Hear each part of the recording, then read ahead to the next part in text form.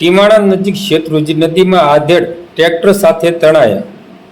ભાવનગર જિલ્લાના ટીમાણા ગામ નજીક શેત્રુંજી નદીમાં એક દુઃખદ ઘટના બની હતી.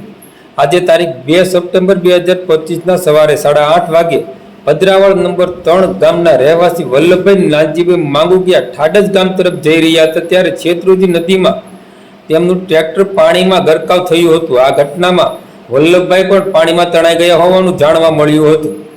તળાજા ફાયર વિભાગની ટીમે મહા મહેનતપૂર્વક બચાવ કામગીરી હાથ ધરી હતી, પરંતુ વલ્લભભાઈનો કોઈ પત્તો લાગ્યો ન હતો. સ્થાનિક લોકોના સહયોગથી 2 જેસીબી મશીનોની મદદથી નદીમાં ગરકાવ થયેલું ટ્રેક્ટરને બહાર કાઢવામાં આવ્યું હતું. આજે બપોરે 1:30 વાગે એનડીઆરએફની ટીમ ઘટના સ્થળે પહોંચી હતી અને વલ્લભભાઈની શોધખોળ હાથ ધરી હતી.